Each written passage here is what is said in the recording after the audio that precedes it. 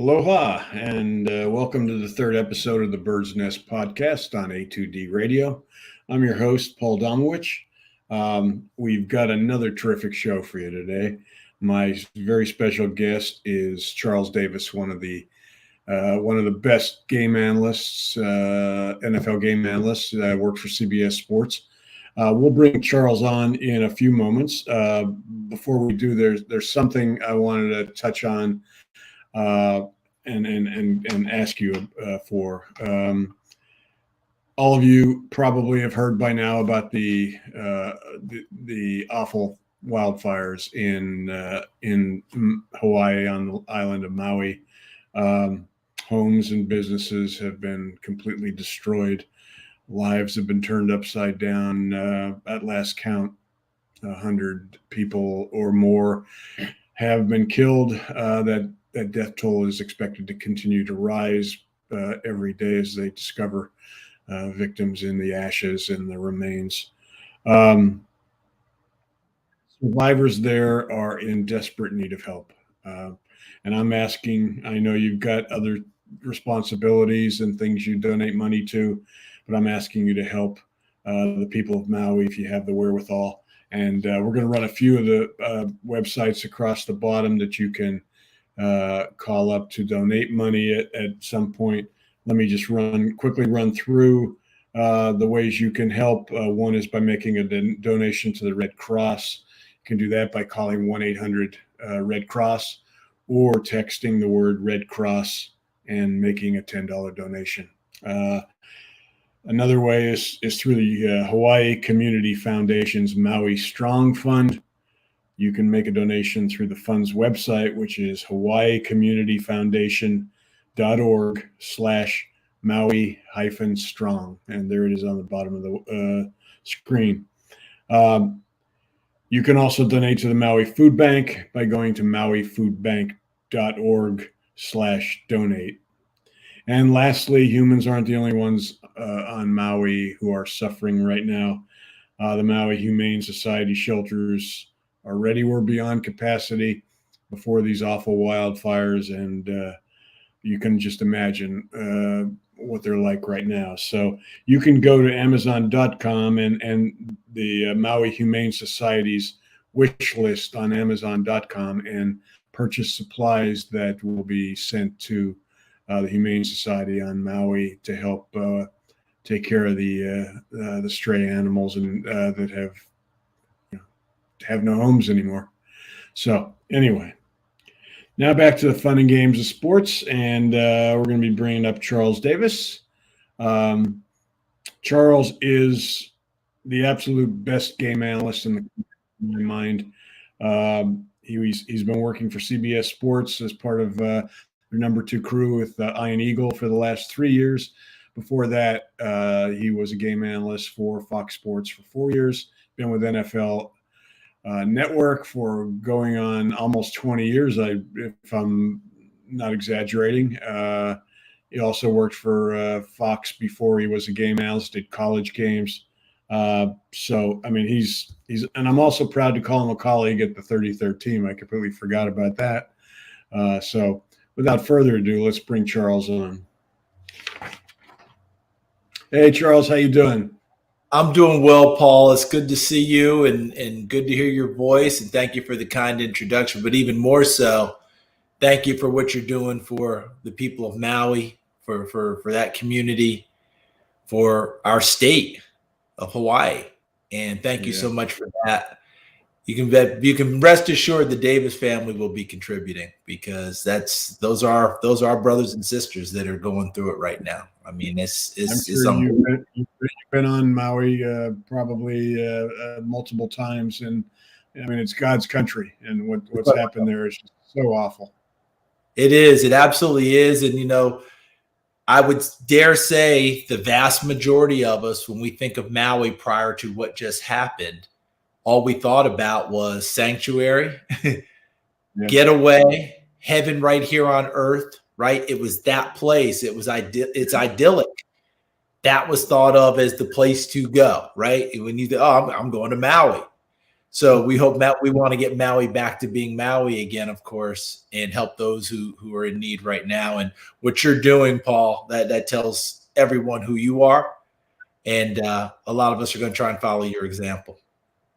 Thank you, Charles, and thank you for taking the time. I know you got a busy day today. You're traveling to the West Coast, I believe.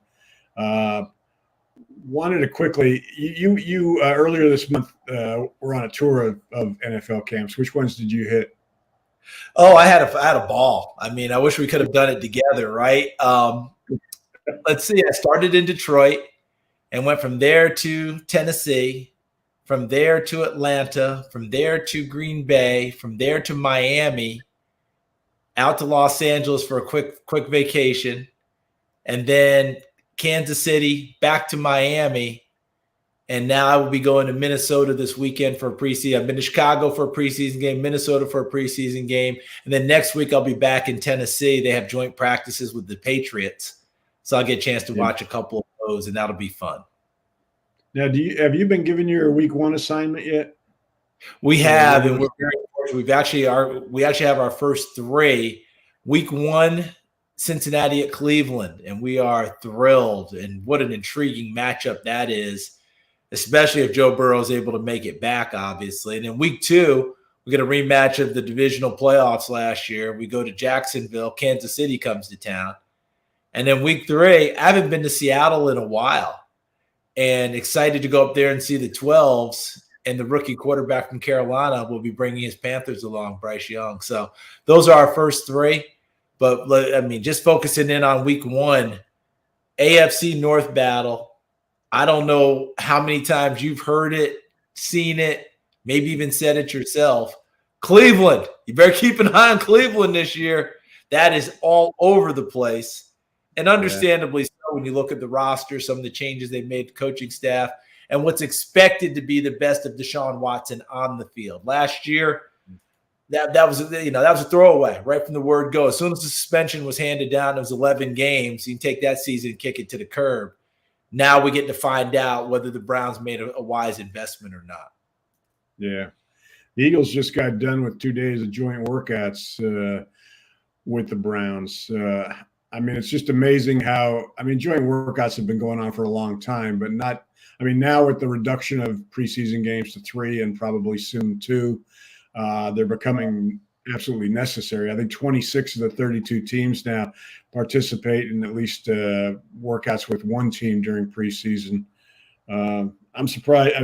Andy Reid is always going to be a holdout. He never cared for joint workouts and still doesn't. But when you look at the joint workouts, Charles, the Eagles use them, and so do a lot of other teams, basically in lieu of the preseason games now, as far as their starters are concerned. There's no tackling to the ground, so there's risk of injury, but not to the level of I watched that Denver game this weekend, and I'm surprised Russell Wilson still is alive. He took 6 brutal shots. But anyway, what do you see as the pluses and minuses of the joint workouts?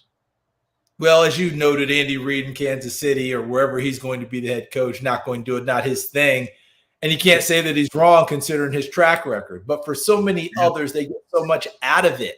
And what it is you're not going against your own guys, and you know each other's moves. So a lot of times you get a stalemate, right? You get, if it's a good versus good, meaning ones versus ones, they've gone against each other so many times, so often. And you can hear calls, you can hear checks. And after a while, both sides know what play is being run.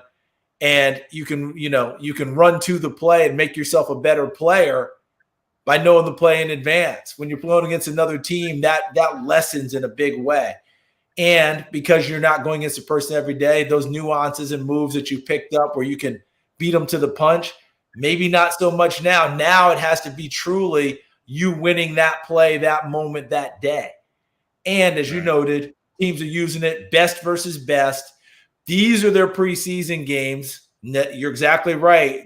Both sides get together beforehand, and the coaches have a great trust in each other to make sure their teams are not going to go outside the bounds. Now, we're going to have fights. We're going to have those things. People are going to get out of there. But for the most part, you're not getting the cheap shots. You're not getting the bad stuff, although I know Antonio said, hey, the Eagles were taking some runs at their quarterback, but that's an old lineman protecting their QB, and I wasn't there to see it, so I'm not saying he's wrong. That's for sure. But you didn't hear about any injury, so that was the good thing.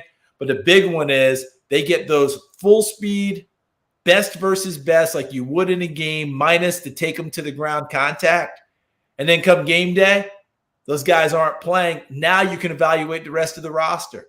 Those guys you think may make your team, they get advanced play, 60 plays, all of those things that you're looking for to watch that tape and put them in there. Because if you really like what they're doing, Paul, you know what you're going to do when you get back to the next joint practice or within your own practices? You're going to elevate them and see how they do against the ones. Yeah. And then you find out if you truly have a guy to keep. It's kind of like when Michael Jordan was going on, trying out for the '84 Olympic team, and Bob Knight was the coach. People forget what a great defensive player Michael Jordan was. In fact, he won NBA Defensive Player of the Year once and probably could have won it more, but I think people got tired of voting for him for everything. What they did in those practices were guys who were playing guard, forward, that sort of a thing.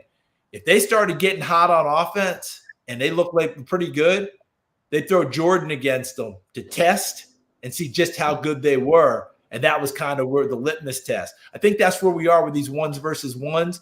And then in the preseason, if a 2 or a 3 does well, you get a chance to throw them in with the ones and see if they hold up. In Saturday night in the Eagles' first preseason game, Charles, a guy you're very familiar with, Jalen Carter, he only played 2 snaps, but the first one caught everybody's eye. I mean, he made mincemeat of Ravens right guard Ben Cleveland like he was standing still, got around him and hit Josh Johnson, forced a quick incompletion. I'm curious. I mean, you studied him during the draft. You know everything that went on leading up to the draft. Yeah. Tell me what your thoughts are on the Eagles drafting him and what kind of impact he can have right away on that defense. Within 2 plays, he showed exactly why we thought he might be the best player in the draft last year.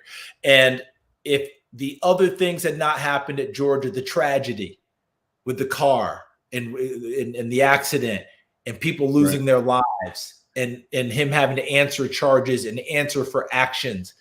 If it's not that, Paul, I don't know that he's not the number 1 overall pick, especially if Chicago kept the pick. Yeah, that's where we were. That's where we were with him and talent-wise. And you see it, the first step, the power, the hands, the way he plays with leverage. And here's the interesting part. His former teammate at Georgia, Jordan Davis, who came in and had that monster combine 2 years ago, Jalen Carter was always thought to be the better prospect. Yeah. And I think you'll see it as time goes on. Jordan Davis still has to prove the stamina part of the game. He only played 30% of plays, but at Georgia, they were able to kind of hide that a little and say, well, we were so dominant. You know, we could rotate guys in and out, the whole deal.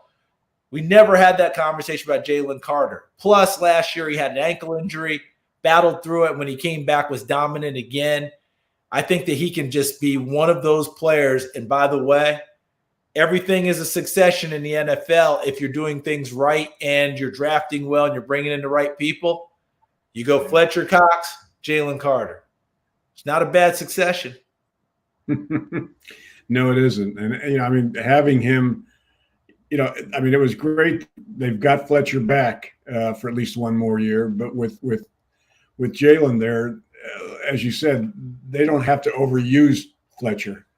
Just like with Nolan Smith, their second first-round pick, also from Georgia, they don't have to overuse Brandon Graham, assuming Nolan Smith plays as well as they think he's going to play. I mean, that's quite a rotation they're going to have. I don't know. You know, I mean, 70 sacks is a lot to ask for 2 years in a row, but certainly this is going to be one of the league's premier pass rushes again.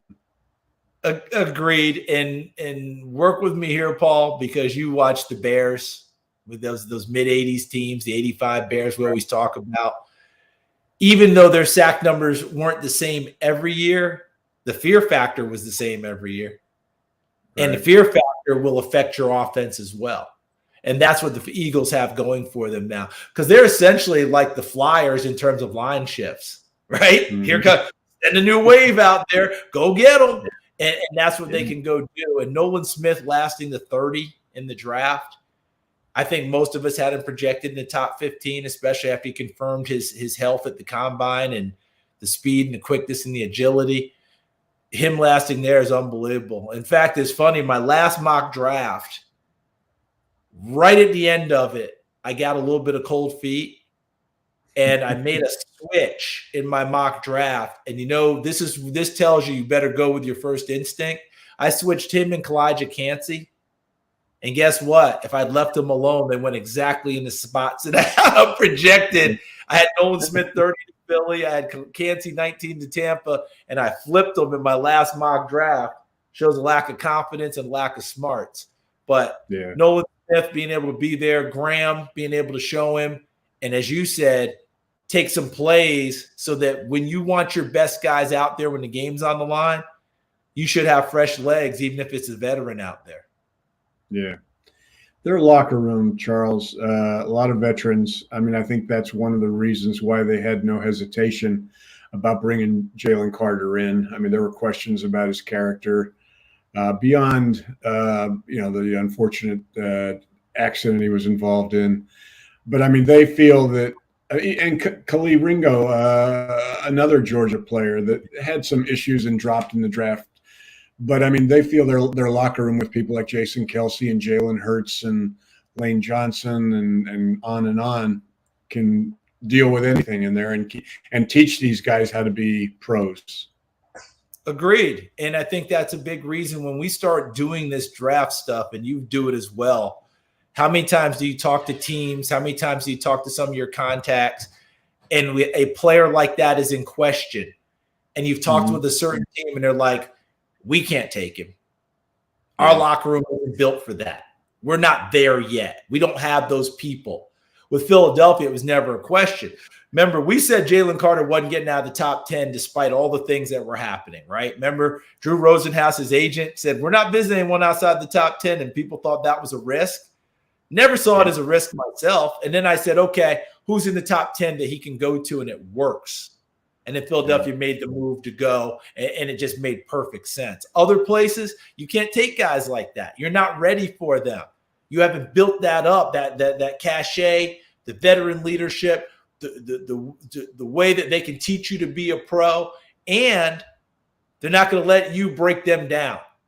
So let's say Jalen Carter or Kelee Ringo has a rough first year and they have some incidents and some bumps and whatever. Let's just say they do. I'm not saying that they're going to. It's not going to affect this Philadelphia locker room because they won't let it. Other places, it could tear down the entire organization. That's why it's really big of knowing who you have, what you have in terms of who you're going to bring in. And Howie Roseman, let's face it, he knows that. He knows it quite well. Charles, I wanted to ask you about two other rookies who are making an impression in training camp. One is Sidney Brown, the safety out of Illinois, who Saturday night was plastering people and running. I mean, he looked like Troy Polamalu out there. I mean, he's making his share of mistakes, but his aggressiveness is really impressive. And the other is the Alabama cornerback, Eli Ricks, who was an undrafted free agent that they picked up. I mean, both of them are looking like guys who, Sidney Brown may end up being a starter. And Ricks certainly could make this team and be a contributor. I'm curious, you watched these guys before the draft. You watched what happened to them in the draft. How do you see them fitting into this defense? I'll start with Ricks because at one point, Paul, he was projected to be a first-round pick. Yeah. And that was not a reach. Okay, this kid is talented. There's no ifs, ands, or buts.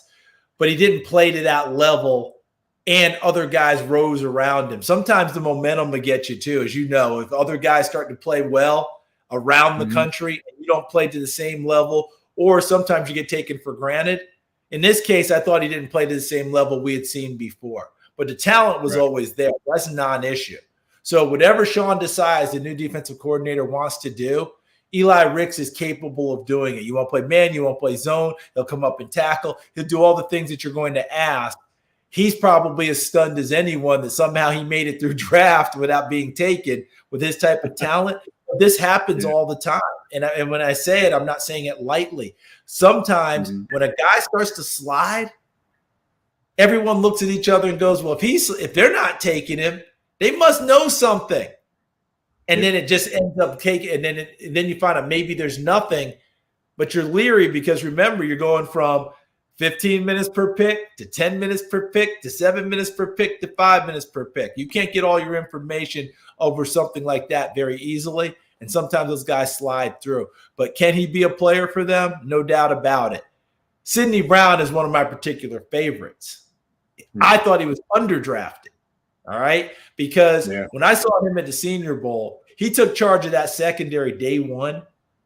And every time you heard a crack of pads in the secondary, he was involved in it. He ran to the football. He tackled well. He made plays on the football. He put people in the right positions, including himself. He and his brother Chase, who's a 5th-round pick at Cincinnati, I thought they would both have early impact for their teams. And Sidney Brown possibly being a starter, zero surprise to me at all. Underdrafted first and foremost. Second of all, he fits what you're looking for in the secondary. He wants to be the guy to be in charge of this defensive secondary. And then he goes out and plays. I'll give you a quick comparison. Talafua Hufanga out in San Francisco last year. Remember how he emerged on the scene? Yeah. He was a big-time player at USC, and then somehow got underdrafted there. And when you say Troy Polamalu, oh, yeah, that's who was mentoring Hufanga out there. I mean, truly mentoring him. Sidney Brown played with that same type of style, as you noted. Well, the Eagles will take that any day of the week.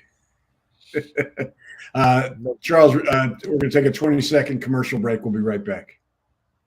Hey, Birds fans, the NFL schedule has arrived and Philly Sports Trips has all the details now. Visit the site phillysportstrips.com. This is sure to be an epic season. Be sure to go there now to make sure that you don't get shut out. Join us in Tampa, LA, Seattle, or when we get revenge in Kansas City. Don't want to fly? No problem. Gather up your crew and hop aboard one of our signature boisterous bus trips to DC or New York. Sign up now and make sure to mention A2D. Don't miss out on the best Philly fan experience anywhere.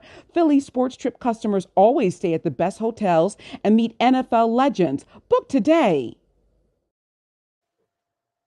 Hey, we're back with my special guest, Charles Davis. Charles, you had mentioned earlier the Eagles' new defensive coordinator, Sean Desai.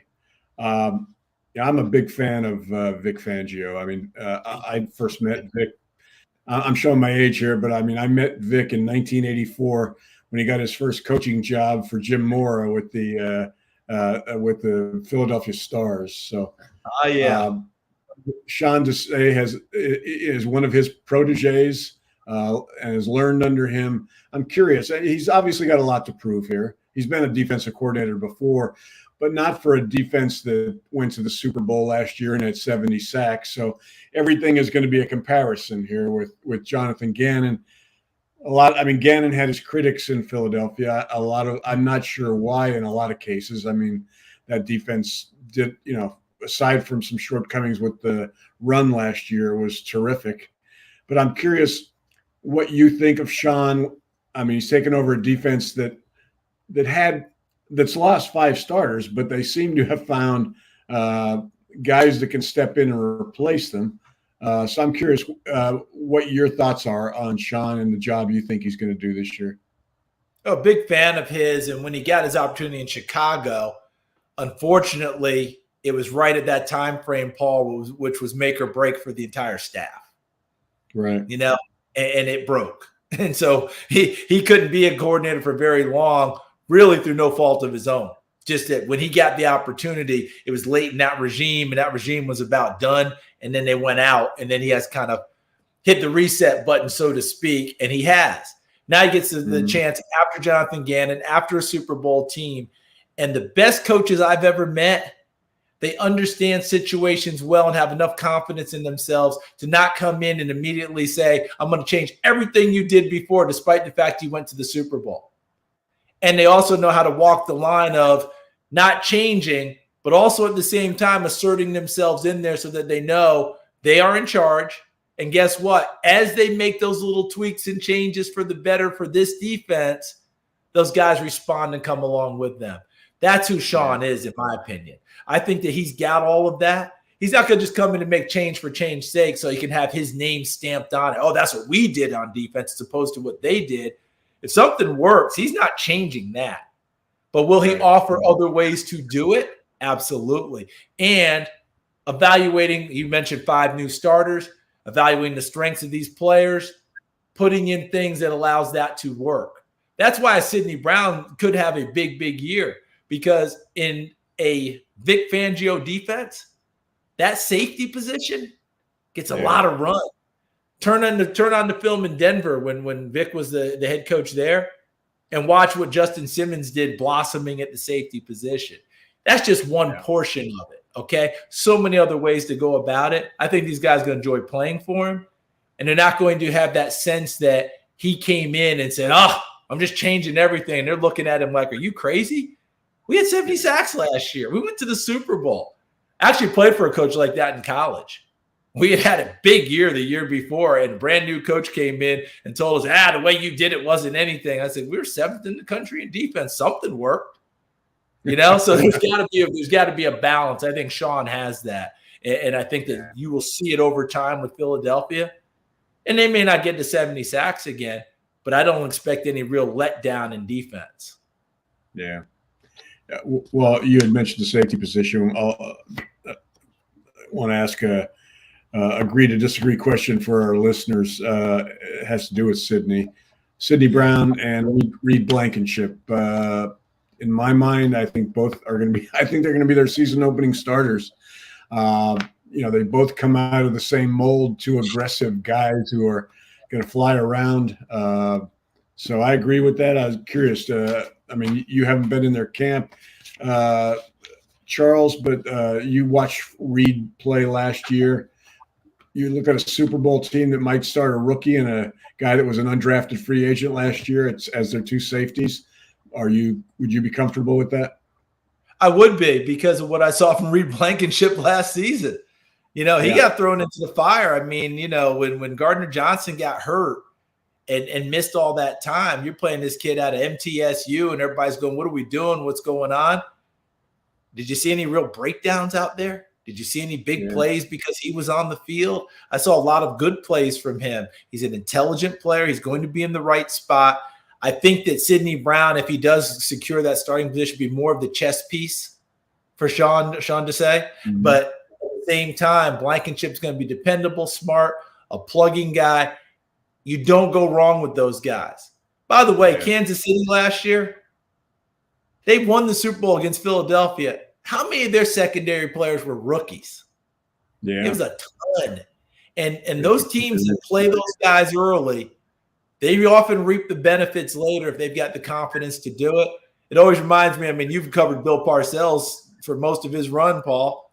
How many times did you hear him say the same thing over and over when he was asked about a young kid? Well, if you're going to bite, they do it as pups.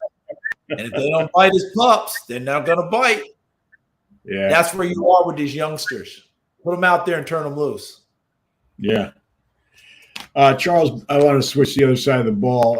Obviously, this week there were 2 big signings around the league at running back. Dalvin Cook just signed with the Jets. We got Zeke Elliott going to the Patriots. Before I ask you about them and the impact they could have on those teams, I wanted to ask you about the Eagles running back situation.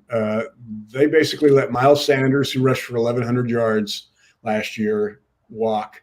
And they bring in, they trade for on draft day DeAndre Swift and also sign Rashaad Penny. They've got Kenny Gainwell. They've got Trey Sermon, who's had a terrific camp and does not look like the guy that the 49ers released a year after they drafted him. I'm curious. You've always said this. This is a running football team. No matter how, Jalen Hurts was the runner-up for MVP, but this is a running football team. They run in the red zone. They run, that's kind of who they are. And I don't think it's going to change this year. But when you look at that running back crew, What do you see, and how do you think it's going to shake out? Quick question before I get into it. Boston Scott, is the Giant Killer still around? He is still around, and probably is going to have a permanent spot there. I don't think his no matter what happens, I think he's secure. But if anything else, you suit him up twice a year, because when the Giants are around, he's going to play. And if you get him into playoffs, you activate him that day too. But he's bigger than that. Here are my quick thoughts on this. Gainwell knows his role very well. He was their 2-minute type running back. Boston Scott, you can plug him in a variety of places, and he's going to help your ball club. Okay. Sermon, as you mentioned, it's hard to get out of your mind that Big Ten championship game. Yeah. When he shredded Northwestern. All right. It's hard to get that out of your head, and he's having his best camp and everything's going along well. But the pickup of Swift and the pickup of Penny, you're counting on that to be your flash and hopefully your lead guys. Your major issue with both of them is health. Yeah. They've not been able to keep it and do it consistently. We're still going off of 2 years ago when Penny had that big second half of the season. DeAndre Swift should have been that guy. We all watch Hard Knocks. And Duke Staley, who you guys know very well in Philadelphia, you remember him standing in front of the running back room and telling DeAndre Swift just how good he could be, that he truly was the best. He was the truth. And they still didn't get that kind of year out of him. Dings here, dings there. If they stay healthy, that's what you're getting. I'm a little more bullish, to be frank with you, on DeAndre Swift, because I still think that there's more out there to get. With Rashaad Penny, he's been, he's a number 1 pick. We just never were able to get it consistently. Maybe this is the place where he doesn't have to be the lead dog and carry it more times than maybe he should. We shall see. But remember, Miles Sanders had a nice little bar for him and what he did for him last year. Can they get a conglomerate of those guys doing similar things for him this year? Because I do think Nick Sirianni does channel his inner John Voight in Varsity Blues as Bud Kilmer. When he takes it, he's telling his quarterback, Mox, we are a running football team. We run the football, because they do, and they do it well. Speaking of running the football, I mean, Jalen ran 165 times last year, the most of any quarterback in the league. Now, 51 of those were either quarterback sneaks or kneel downs, so that brings the number down a lot. But I mean, he's clearly going to run the ball a lot. It's who he is. He's built like a fullback. There's no indication that they want him to be smart. I think maybe this year we're going to see him throw a little bit more to the running backs, particularly with the addition of Swift. But does that concern you at all, or does that have to be part of his game? Doesn't concern me, and it probably should. I will tell you, the youngster who grew up with 80s football, 90s football is probably concerned for him. Yeah. But the older person who's seen football and quarterbacks running it since about 2000, 2005, I don't have the same concern, because offenses take into account that if they're going to have their quarterback as a runner, they try not to leave him out there alone. Like, how many times I think you and I even talked offline one time, how many times do you watch Hurts take off and it's naked? It's almost never. It's usually someone pulling out there with him. They'll leave a tight end out there when he gets to the corner. They'll pull a guard to lead him. I call them protected runs, because you want to have someone escorting him. And as you pointed out, all those runs, a lot of them are those sneaks. And those sneaks, when he runs it with Philadelphia, the way that they run the sneak, and they're going to continue to do so, it's like Pudge Hufflefinger running the flying wedge. I mean, he's right in the middle of that mass, and he's protected in that, even though it's a whole lot of bodies there. The big hit he took last year that hurt his shoulder was the blindside shot in Chicago. They didn't see coming from the backside. That happens rarely.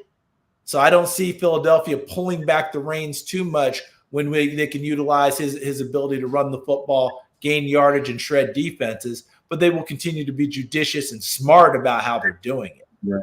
Right. Hang on there, Charles. One more commercial. Sure.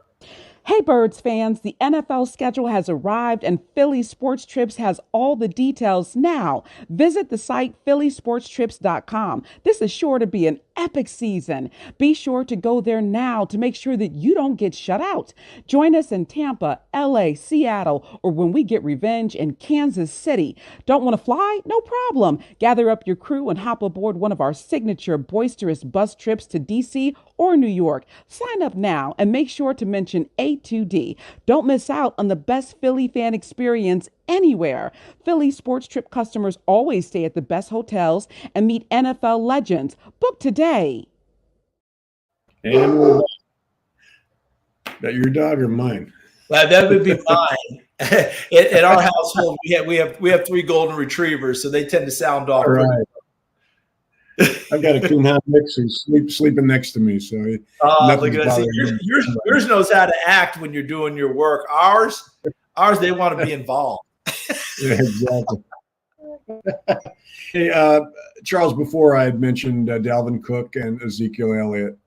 What are you going to – I mean, adding Dalvin to the mix in New York with Aaron Rodgers now, I mean, is that a Super Bowl contender right now? I thought they were before, and this just adds to it because they're hedging their bets on Breece Hall, who was so magnificent last year as a rookie before getting hurt at Denver, but not before he decided that game with a 62-yard touchdown. Our crew did that game, Paul. It was an absolute slog. Like, that game was just ugly all the way around. And then Breece Hall breaks off the 62-yarder, and that changed everything. That really was the winner for the Jets that day. Then he hurts his knee, misses the rest of the season. Because he's a running – look, forget running back. Almost any injury that's an ACL like he had, it's always the second year, isn't it, before a guy really seems to be back in form. So they're hedging their bets on that one. That allowed them to bring him along even slower, because Dalvin Cook will more than pick up the slack during that time frame. And this is just another example to me. The Rams, we always talked about it. They went for it, and it paid off in the Lombardi Trophy. This is another example to me of the Jets going for it. But they're going for it in a smart way. They're not bankrupting the team as they're doing it. They can sign him, short-term contract, see how it works out for them. Breece Hall as he continues to go. I thought they were already in that position. I think they're going to be even better off now having Cook, get Breece Hall back. Michael Carter is there, and then we'll see how it all gels. But look, I watched Hard Knocks last night. Robert Saleh put it on the line, and literally on the line. We have all the pieces around us. Are you guys going to change our fortunes up front? That's where it's all going to be for the Jets. You know, I've watched the first 2 episodes, Charles. Something's happened to Aaron Rodgers. I mean, I don't even think NFL Films knew what Aaron Rodgers they were going to get when the Jets reluctantly agreed to do that show, and he's turned out to be the most helpful, warm. I mean, he's become a mentor to Zach Wilson. He's everybody's buddy now. Assuming he continues on into the season, it's going to be a big plus for them. They're not only getting what he is as a player, but what he could be as a leader. And Paul, I look at it this way. When I saw him these first 2 episodes of Hard Knocks, when's the last time you saw Aaron Rodgers this happy and relaxed in appearance from a distance? Yeah. Okay. So that tells me that these last X number of years, no matter where you come down on it about what happened in Green Bay, it does not matter where you came down on, whether you thought Packers were in the right, Aaron was in the right combination. It does not matter. It tells you, again, just like anything else in life, if you are happy, it's a whole different situation for you. It's a whole different world. I think his body type is different this year because of his happiness. I thought last year he looked relatively skinny playing last season. I don't know if he was trying for a certain thing or whatever. This year, he's in fantastic shape. Looks like he's built to absorb the punishment if he needs to and can still do the moving around that we see. But everything you talked about is in evidence there.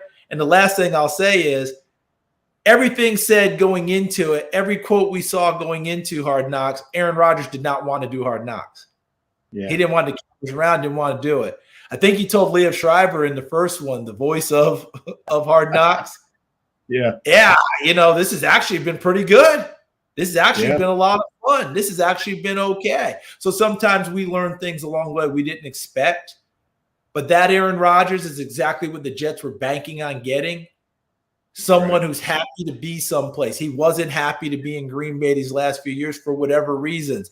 Did it mean he didn't play well? No, he won 2 MVPs in the last 3 seasons he was there.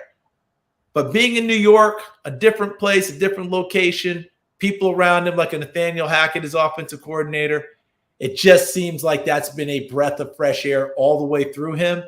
And we're seeing it on our TV screens every Tuesday on Hard Knocks. Yeah. The other running back that signed this week, Charles Zeke, goes to New England. Yeah. What's he got left, and what can he do for Bill O'Brien there? Well, I think everybody immediately is going to the Corey Dillon deal that they did in 2004 or what have you. And people weren't really locked in on Corey at that time. I think it was New England. I think the Raiders might have had interest during that time frame, and not many other people. And then Corey ran for over 1,600 yards and propelled them to a Super Bowl.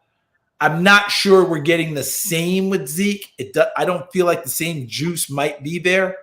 But with Ramondre Stevenson and Zeke, I think New England is signaling to the rest of us that they recognize in their division they can't run the track meet. See, the track meet is Miami and what I call the Miami Striders out wide with Tua throwing it when he's healthy. It's obviously Buffalo and Josh Allen and Diggs and Gabe Davis and everyone else that they're throwing out there. And, of course, the Jets now, having Aaron Rodgers being able to find Garrett Wilson and that crew. It's a track meet. It's a speed thing. It's plays on the perimeter, and they're going to throw the ball first.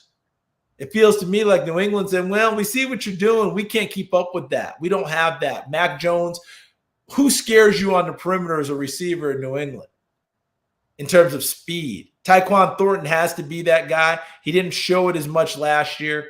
They drafted Keon Butte out of LSU in the 6th round this year.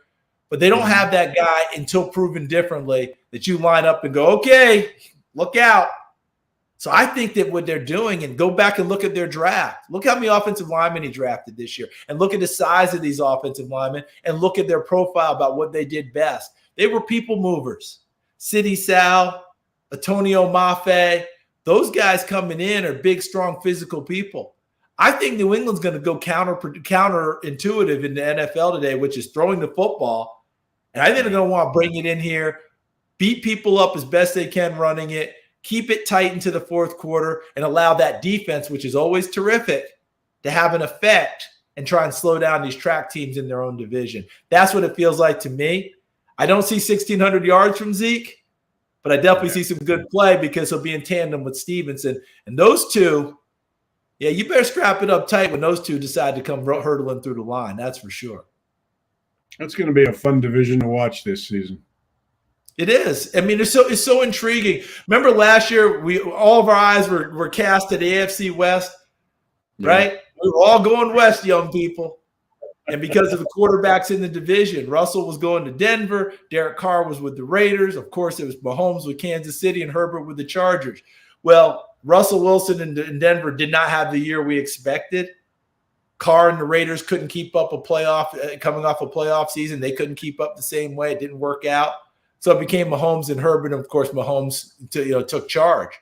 But this year, I think eyes are really cast towards the AFC East. Rodgers coming in has really changed things. But the Jets defense last year had them at 7-3 at one point. So they weren't far off.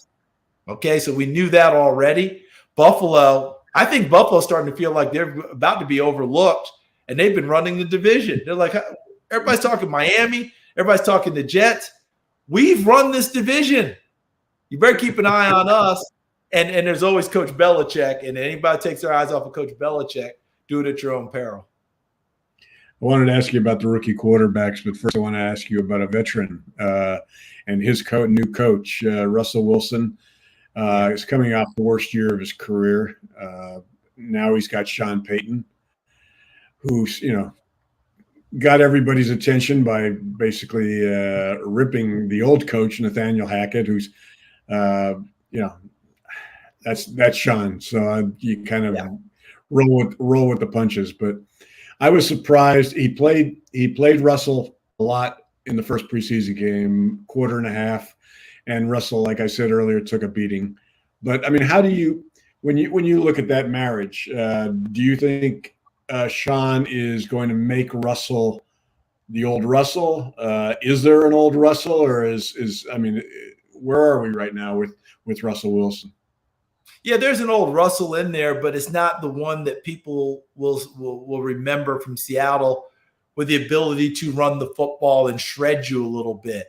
Now he's got to be more of a move around. I'm not saying he can't run it. All right, that's folly. He can, but his days of running for over 100 yards are probably over unless something really crazy happens. And he hasn't done that in a long time anyway. He became much more of a pocket passer at Seattle, but his ability to now go from those beautiful arcing passes to DK Metcalf downfield. Can you hit those pinpoint spot passes? 3rd and 5, 3rd and 4, can you get 5 with that quick pass? That's what it's going to be for him. That ability to take it, diagnose, boom, which made Drew Brees so great and made him so great for so long that even when Drew Brees couldn't throw deep late in his career, he still was effective in throwing the football. Those receivers have to continue to develop. Big one is that offensive line. They struggled greatly last year. And that was the unspoken story about Russell Wilson having a rough year last year. It became very easy for all of us to kind of take our shots at Russell and, make fun of what he said and do the let's ride meme and everything else. He didn't have a whole lot of help up front. So that's what Sean Payton and his crew are working on right now, is make sure that he has that help up front so that they can go. But even with all that being said, to me, the biggest one is Javonte Williams' return at running back, Paul, because that'll help out. Get him back into a running group, play action off of it. And that was the thing that people forgot about New Orleans and Sean Payton. What did he always have, Paul? He always had an offensive line. Yeah. He always had an offensive line in New Orleans. That's where they've got to build it up again. Well, they made 2 key additions during the offseason, adding Powers and Mike McGlinchey. So we'll see what kind of impact they have on that offensive line. The rookie quarterbacks, Charles, a lot of them are, I think yesterday we found out from Shane Steichen that Anthony Richardson is going to be a season opening starter. How do you feel about that? Do you think he's ready for that? What's your feeling on that? Number one, it was a fait accompli because at the draft, owner Jim Irsay talked about how much he was going to play right away. Right. And he doubled, tripled, quadrupled down on it in the months since then. So that was fait accompli. Shane Steichen may be a rookie head coach, but he's not a rookie around ball. And he heard his owner say that Anthony Richardson needs to play. Mm-hmm. He was going to be the starter on this team unless he was hurt or just totally fell on his face. I don't know that he's ready. But the way that they can go about helping him, they've started to do it. That offensive line 2 years ago, we thought was one of the best in football. Last year, they did not play to that level. But if you get Quentin Nelson back mauling, right? If you get Braden Smith playing right tackle the way he used to, get Ryan Kelly back to Pro Bowl form at center, all right? And they figure out that left tackle position, they can be that offensive line we expected them to be. And if so, now you get to the toughest part of the equation, Jonathan Taylor. Yeah. See, going into all this before everything exploded a couple weeks ago, I was like, you turn around, hand it to Taylor. Your offensive line controls things up front. And by the way, for a rookie quarterback who you worry about his accuracy because of his footwork, you better give him some receivers where he can be a little more forgiving. Well, I'd say Michael Pittman, I'd say Alec Pierce, and Jelani Woods at tight end are all really big, forgiving targets. The Colts built around him well. So understanding all of that, yeah, he's going to make his rookie mistakes. Oh, yeah, he can run the heck out of football too because he's about a 250-pound tank. So when he takes off and goes, he can be the next part of the run game. And if Jonathan Taylor comes back and all is right in the world, you know who they'll mimic to me, Paul? Last year's Giants with Saquon Barkley and Daniel Jones at quarterback. Yeah. They were their two runners. Yeah. Anthony Richardson would be the second runner with Jonathan Taylor, especially here in his rookie year, as the accuracy starts to come along, as the footwork gets grooved, all those things. So all bats around him, but the Jonathan Taylor conundrum is now looming over that franchise because I looked it up. Zach Moss is the number one running back if Jonathan Taylor's not there. Remember, he was in Buffalo, and he's never been a true lead runner in the NFL so far. Yeah. Charles, looking at the economics of the NFL right now and where teams are putting their priorities, I mean, what are your thoughts on Jonathan's holdout? A losing battle? Yeah, I feel for him because remember I talked about my old school side? My old school side, I put on the numbers of runners every day when I went to school. I didn't put on quarterback numbers. I had the numbers of the best runners in the league because they were the guys. Look, you and I can go back far enough when the fullback actually carried the football in the NFL. Because Jim Brown, dearly departed Jim Brown, was a fullback. He led the league in rushing 8 of his 9 seasons in the league. Yeah. We all know that stat. The one year he didn't lead in rushing, you remember who did? Is another fullback named Jimmy Taylor with the Green Bay Packers. Yeah. So runners have ruled the earth forever until now we got to where we are now. And I feel for all of them. And by the way, the Super Bowl started to turn last year in the second half when Isaiah Pacheco got going. Runners have an impact in the playoffs, in the Super Bowl. We may not give them the credit that they deserve, but they have an impact always. Yeah. But where the money is going, it's going to the guys out wide catching it and the guy behind the center throwing it. And it's one of those unfortunate, unintended consequences. And I feel for him, Josh Jacobs, Derrick Henry, all of them who are looking for more of that money. I don't know how to break it to them. I don't think they're getting it. I think this is where it is. Barkley going in what he did and doing what he did, I'm sure people were upset with him. I don't think he got less than what they offered initially because he tried to play it out. It's all supply and demand, Charles. As you mentioned, Andy. That's where we are. Andy called 17 run plays in the second half of the Super Bowl with a 7th-round rookie running back. And you fell over, didn't you? You fell out of your chair, didn't you? and he rides to the rescue. I mean, he wins them. He helps. Mahomes got all the credit, but that's how it changed. That's how the game changed. But guess what? As you pointed out, who was the MVP of the Super Bowl? Yeah. Quickly, one last question for you, Charles, before I let you go so you can get packed. The 2 rookie quarterbacks we did not talk about that got picked ahead of Richardson, Bryce Young and C.J. Stroud. Yeah. Which one do you think will have the greatest impact this year? Which one do you think is the most ready to play? I think that I'm not going to hedge it here.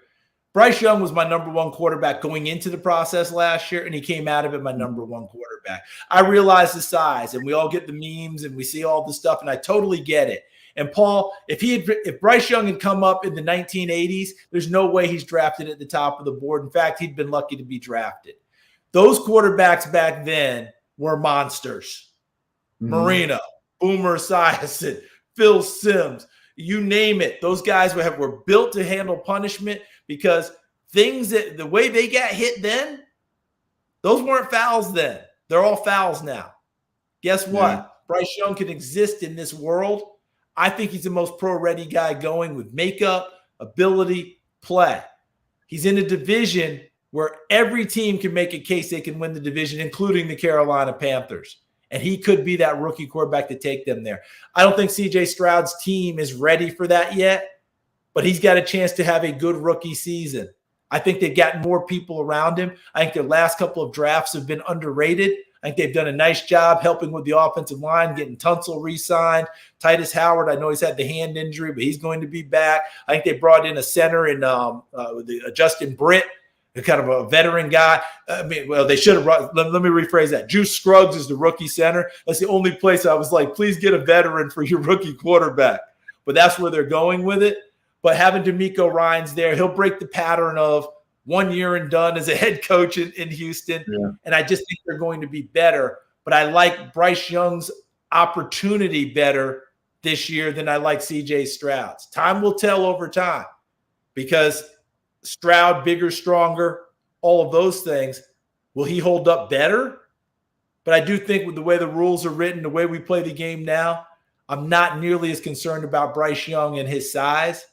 If it had been different style of ball, a different era, he never would have been picked. Somewhere Doug Flutie, if he watches this, is going, that's 20 years too soon. Because Doug Flutie coming out of college now, Paul, hot commodity, big arm, athleticism off the charts, flair for the dramatic. He would have been right up there at the top of the draft board, okay? But when he came out, no. Had to go to Canada. And then when he came back, even when he proved himself, they didn't start him in the playoff game. The Buffalo Music City Miracle game against Tennessee, Rob Johnson came back, the free agent who they'd signed for big money. He didn't play poorly, but Flutie had that team on a roll. Yeah. And they ended up losing that game on the Music City Miracle. Yeah.